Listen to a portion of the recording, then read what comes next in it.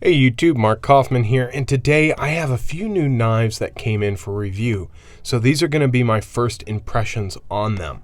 And the first one is actually one that was quite a surprise. And this is the Evolution 18 from Victorinox. And this is going to be a knife from their Delamont collection. Essentially was a Wenger styled knife or one of their models, but Victorinox took them over and ended up creating this, which is very interesting. You've got yellow scales. This is their Evo grip scales, so you get a rubber insert here that adds a little bit more grip there. And you have a locking blade, which used to be called the packing blade or the pack blade. Or should I say the pack lock blade. There we go. And then you get a nail file. And then you also get, kind of tough to get at with that lock there, but you get some scissors. And then you get a saw. And then you get your opening layer, cap lifter, and screwdriver. And then you get a Phillips head in the back and the reamer. Now, this is really interesting, and I've been really meaning to get one of these, but the only reason I haven't is it's pretty thick. It's definitely a thicker knife than I like to carry, but I am definitely going to give it a try. The next one in for review is one that I've also been very curious about, and that is the Spyderco Sentifonte. And this one here is very nice. This one I wish I'd picked up a long time ago. And personally, I'm surprised at how small they are. This is almost the size of a Delica, to be honest. And really quick, let's compare it here against a Para 3. So you can see that it is almost the same size as a Spyderco Para 3, but a little more blade length on it. Now, I personally feel like this is a great knife for EDC. I'm not too crazy about the handles. I wish they were actually made out of aluminum rather than the plastic or the reinforced nylon. But what surprised me the most is how thin this blade is. This thing is almost as thin as the, I am forgetting the name of the Spyderco Chaparral. The Spyderco Chaparral was very thin, and this one is also thin. So this one is a definite slicer, and because of that thin blade right now, it's very easy to open. I wonder if I can even Spidey flick it. Let's see.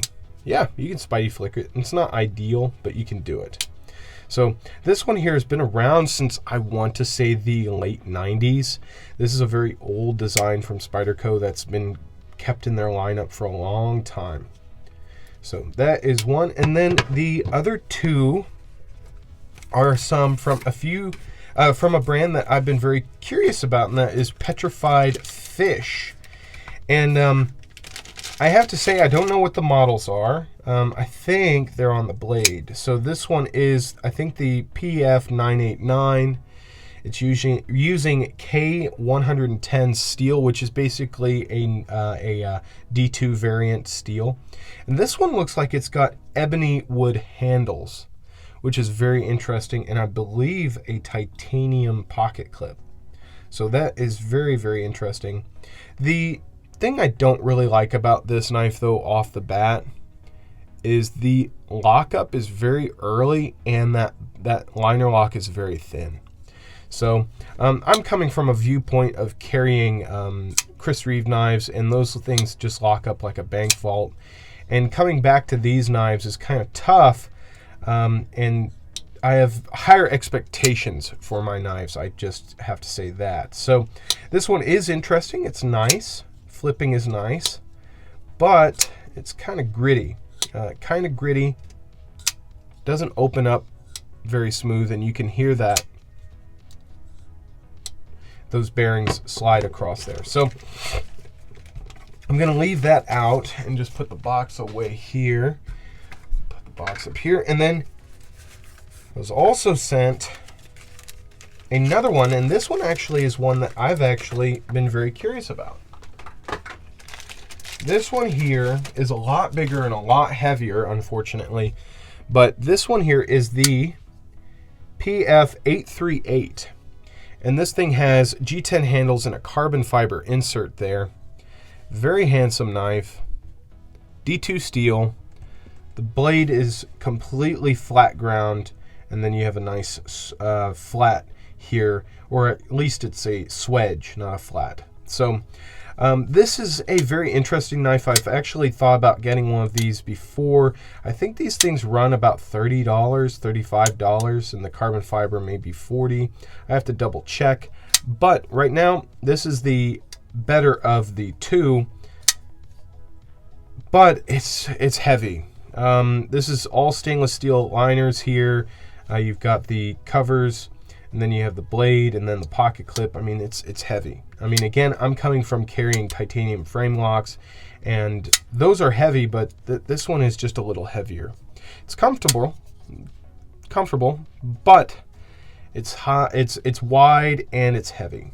Now the lockup on this one is about the same, I feel, than on the other one, and I think it's even earlier. You can see there it's not even completely falling over the blade, so I don't know if that's going to be a problem, but I wish these lockups were a little bit better and the liners were a little thicker.